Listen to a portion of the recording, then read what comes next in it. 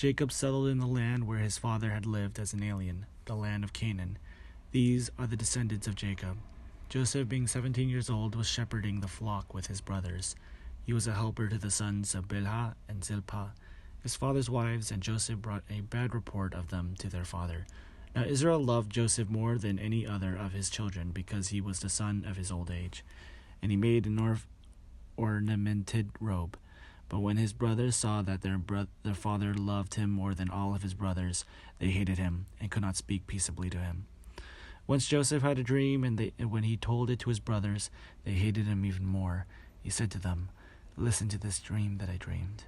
There we were, binding the sheaves in the field. Suddenly my sheaf rose and stood upright. Then your sheaves gathered around it and bowed down to my sheaf." His brothers said to him, "Are you indeed to reign over us? Are you indeed to have dominion over us?" So they hated him even more because of his dreams and his words. He had another dream and told it to his brothers, saying, "Look, I have had another dream. The sun, the moon, and the 11 stars were bowing down to me." But when he told it to his father, he said to his brothers, his father rebuked him and said to him, "What kind of dream is this that you have held? Shall we indeed come, I and your mother and your brothers and your bed, bow to the ground before you?" So his brothers were jealous of him, but his father kept the matter in mind. Now his brothers went to pasture his father's flock near Shechem, and Israel said to Joseph, "Are not your brothers pasturing the flock at Shechem? Come, I will send you to them." He answered, "Here I am." So he said to him, "Go now, see if it is well with your brothers and with the flock, and bring word back to me." So he sent him from the valley of Hebron. He came to Shechem, and a man found him wandering in the fields. The man asked him, "What are you seeking?" "I am seeking my brothers," he said. "Tell me, please, where they are pasturing the flock." The man said, "They have gone away, for I heard them say, 'Let us go to Dathan.'" So Joseph went after his brothers and found them at Dathan. He saw him from a distance, and before he came near to them, they conspired to kill him. They said to one another, "Here comes this dreamer. Come now, let us kill him, and throw him into one of the pits. Then we shall say that a wild animal has devoured him, and we shall see what will become of his dreams."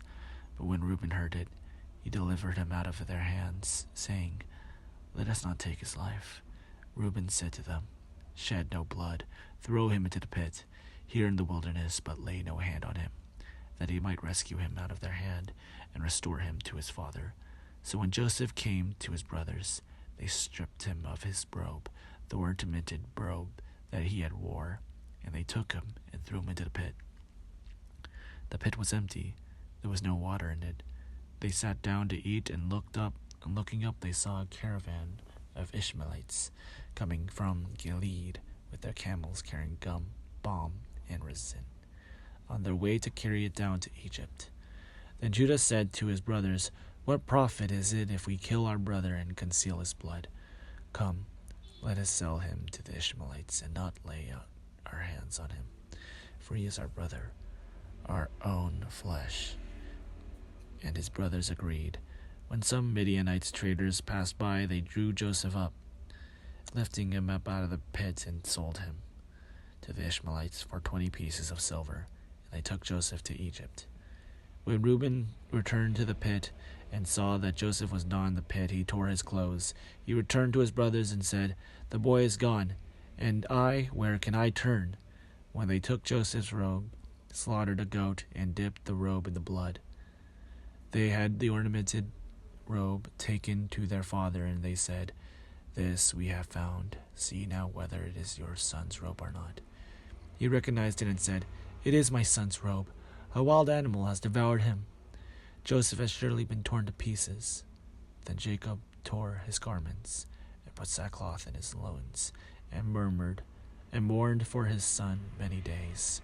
All his sons and all his daughters sought to comfort him, but he refused to be comforted, and said, "No, I shall go down to Sheol to my son mourning." Thus his father bewailed him. Meanwhile the Midianites had sold him in Egypt to Potiphar, one of the Pharaoh's officials, the captain of the guard.